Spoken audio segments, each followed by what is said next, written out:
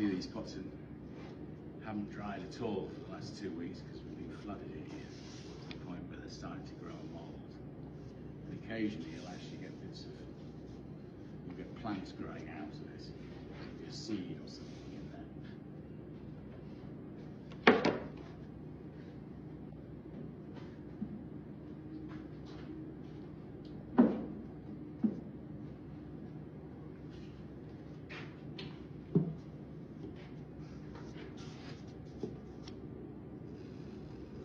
You just trim the bottoms because when they're loaded in the kiln, they're stacked on top of tiles.